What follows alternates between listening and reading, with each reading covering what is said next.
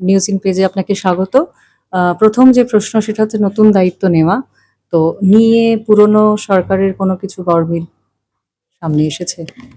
পুরনো সরকারে গড়টাই হলো কখনো মিলছে না, পুরোটাই অমিল। কেউ গরমিল নয়, পুরোটাই অমিল। এখানে বিশেষ করে আমার যে বিভিন্ন দপ্তর, দুটো দপ্তর বিশেষ করে, যেমন যুব কল্যাণ ও ক্রীড়া দপ্তর, সেখানে তো এখানে ক্রীড়া মানে পুরো সিন্ডিকেট চলছে। এবং যুবদের কতটা কল্যাণ করেছে কি জানি না, কিন্তু কয়েকটি ক্লাবের বিশেষ করে নিজেদের যেগুলো ক্লাবের মধ্যে যেভাবে করে নিজেদের ক্লাবগুলোর মাধ্যম দিয়ে বিভিন্ন অ্যাসোসিয়েশনের মাধ্যমে নিজেদের কল্যাণ করেছিল, কিছু পরিবার তান্ত্রিক যে খেলার মাঠটা হয়ে গেছিল সিন্ডিকেটেই, মানে যেমন সিন্ডিকেট সব জায়গায় ছিল তেমনি খেলার মাঠটাও সিন্ডিকেটে। তার ফলে আমাদের খেলোয়াড়রা পরাজিত হয়েছে এবং খেলো ইন্ডিয়ার মতন যেগুলো যুগান্তকারী প্রকল্প, সেগুলো থেকে আমাদের ছেলেমেয়েরা বঞ্চিত থেকেছে। আমাদের ছেলেমেয়েরা nutritional support, financial support, professional support, coaching support পায়নি। তার ফলে তারা কম্পিট করতে পারছিল না, ন্যাশনাল এক্সপোজার পাচ্ছিল না এবং দীর্ঘদিন ধরে বঞ্চিত, অবহেলিত রয়েছে আমাদের পশ্চিমবঙ্গের খেলোয়াড়রা। সেই পরিস্থিতিতে আমাদের কাছে বিশেষ করে ওখানে মানে আমাদের তার ফলে দুর্ভাগ্য যে এটা আমাদের পশ্চিমবঙ্গের একজন ফুটবলার, তাকে সন্তোষ ট্রফি খেলতে উত্তরপ্রদেশ যেতে হচ্ছে।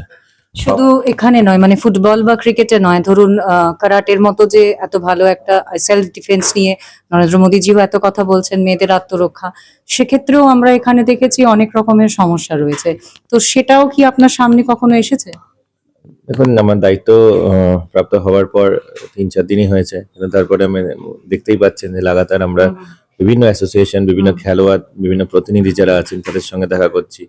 তাদের বিভিন্ন ক্ষেত্রে তাদের মাঠেও যাচ্ছি, তাদের অ্যাসোসিয়েশনের অফিসেও যাচ্ছি, ওখানে বিষয়গুলো খতিয়ে দেখার জন্য, অভিযোগ যেরকম যেরকম পড়ছে।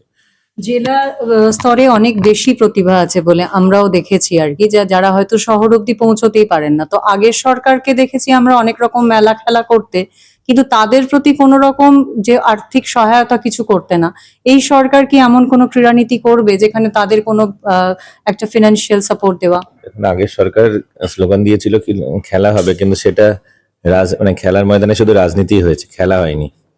তো খেলার ময়দানে খেলা হবে, রাজনীতির ময়দানে রাজনীতি হবে, অসুবিধা নাই, কিন্তু খেলার ময়দানে রাজনীতির ফলে খেলা ভীষণ পরাজিত হয়েছে, খেলোয়াড়রা পরাজিত হয়েছে, খেলোয়াড়রা পিছিয়ে গেছে। এবং খেলোয়াড়দের উৎসাহিত করার জন্য বিভিন্ন ধরনের সাপোর্ট কেন্দ্রীয় স্তর থেকে, কেন্দ্রীয় সরকারের যে বিভিন্ন প্রকল্প যেগুলো থেকে বঞ্চিত থেকেছে সেগুলো তো তারা পাবেই, সেটার খুব সুইফট ইমপ্লিমেন্টেশনের জন্য আমরা লেগে আছি।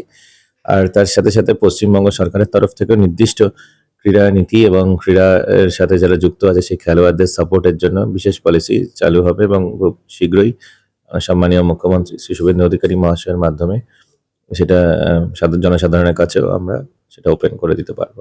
সর্বশেষ যেটা, সেটা হচ্ছে মেসি কাণ্ড এবং প্রাক্তন যে ক্রীড়ামন্ত্রী অরূপ বিশ্বাস, তার এরকম বারবার তলব করার পরেও না যাওয়া।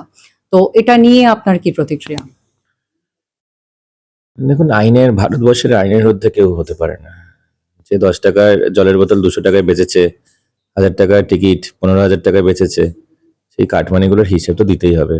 মানুষ অভিযোগ করছে এবং যেভাবে মেসির মতন একজন কিংবদন্তি প্লেয়ারকে অপমান করেছে, তাকে জোর জবরদস্তি বলপূর্বক তাকে আলিঙ্গন করেছে, কখনো দেখেছি আরো নানা ধরনের ইনঅ্যাপ্রোপ্রিয়েট টাচ জেস্চার যেগুলো হয়েছে, সেগুলো আমাদের মানে বাংলা এবং বাঙালির কাছে সত্যি খুব লজ্জাজনক অধ্যায় ছিল সেই দিনটা। তো সেই দিনে যে বাঙালিদেরকে যেভাবে অপমান করা হয়েছে, বাংলার ক্রীড়া প্রেমীদেরকে যেভাবে অপমান করা হয়েছে, তো সেই অপমানিত হয়েছিলাম আমরা। তো আমাদেরকে তো সেই জবাব মানে যারা করেছে, অপমান করিয়েছে, তাদেরকে তো সেই জবাবটা প্রাপ্য। সরকারি দফতরে যদি কারা এরকম কেউ থাকতেন যে তার সাথে আছে বা এরকম, নিশ্চয়ই তার আপনারা সেই তদন্তটা করবেন। সেটা ডেফিনেটলি ওনাকে কারা বিভিন্ন ধরনের যে কাটমানি সিন্ডিকেট চালাতে, যারা অনৈতিক কাজ করতে, স্পোর্টস এথিক্স যারা ভায়োলেট করেছে, সেরকম যদি দপ্তরে কেউ থেকে থাকে সেটাও আমরা ফাইন্ড আউট করছি। তার সাথে সাথে বিভিন্ন অনেক দপ্তরের বাইরে দপ্তরের লোকজনদেরকে দিয়ে দপ্তরের কাজ কম হতো আর বেশিটা হতো কয়েকটি ক্লাবের মাধ্যম দিয়ে, যেগুলোতে তাদের নিজেদের দখল ছিল। তো সেই ক্লাবগুলোর মাধ্যম দিয়ে যেগুলো অনেক কিছু এক্সট্রা মানে সরকারের বাইরে একটা সরকার পরিচালিত ছিল, তো সেই পরিস্থিতি ডেফিনেটলি, এবং তারাই বেশি সবকিছু কন্ট্রোল করতো, সেটাই শুনছি। তো সেগুলো আমরা প্রত্যেকটা ফাইন্ড আউট করছি, আর এখানেও যারা তাদেরকে এই অনৈতিক কাজ করতে সহযোগিতা করছে সেটাও আমরা ফাইন্ড আউট করছি।